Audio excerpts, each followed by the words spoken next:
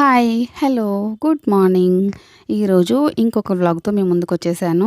So, చూస్తున్నారు కదా! బెండకాయలు, టమోటాలైతే నేను ముందు రోజు నైట్ కడిగి క్లీన్ చేసి పెట్టుకున్నానండి. తుడిచిపెట్టేసుకున్నాను. సో, మార్నింగ్‌కి ఈజీగా ఉంటుంది కదా! వంట చేసుకోవడానికి. లంచ్ బాక్స్‌కి అయితే ఫాస్ట్‌గా అయిపోతుందని.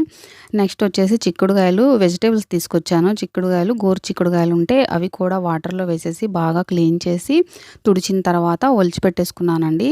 ఇలా మనం కొన్ని ప్లానింగ్స్ చేసుకోవడం వల్ల మార్నింగ్ లంచ్ బాక్స్ ప్రిపేర్ చేసే వాళ్ళకి లేట్ అవ్వకుండా ఉంటుంది.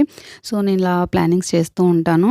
సో, వంటకైతే చెప్పాను కదా! నైట్ బెండకాయలు క్లీన్ చేసి పెట్టుకున్నానని. బెండకాయ కర్రీ చేశాను. రైస్ వండేసానండి. సింపుల్‌గా ఈరోజు కొన్ని వర్క్స్ ఉన్నాయి అందుకని సింపుల్‌గా లంచ్ ప్రిపేర్ చేసేసాను. నెక్స్ట్ వచ్చేసి ముందు రోజు నైటే పప్పు అది నానబెట్టానండి దోస కోసం.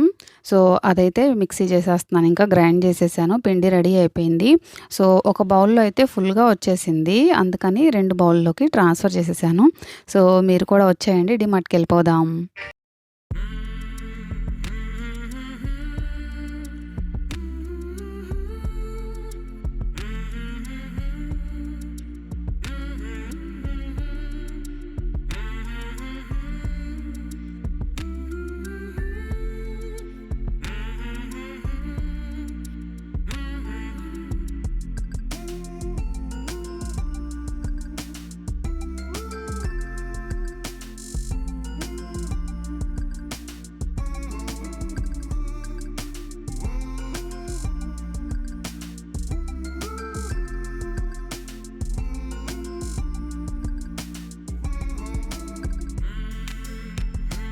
షాపింగ్ అయితే అయిపోయిందండి. ఇంటికైతే వచ్చేసాను. బాగా హెడేక్ వచ్చేసింది. ఇంకా ఆ రోజు చెప్పాను కదా! What I eat in a డేలో కూడా నేను వీడియో పెట్టాను కదా! సో, చూసారు కదా! 3 బ్యాగ్స్‌కైతే ఇలా వచ్చేసాయన్నమాట. గ్రోసరీస్ కోసం వెళ్ళాను. మేము వెళ్తున్నప్పుడు ఇలా బ్యాగ్స్ తీసుకెళ్ళిపోతాము. సీఎంఆర్‌లో షాపింగ్ చేసిన బ్యాగ్స్ ఉంటాయి కదా! అవి. సో, వచ్చిన తర్వాత ఈ గ్రోసరీస్ అన్నీ అరేంజ్ చేయడం మా అబ్బాయి పననమాట. వాడన్నీ అరేంజ్ చేసేస్తాడక్కడ.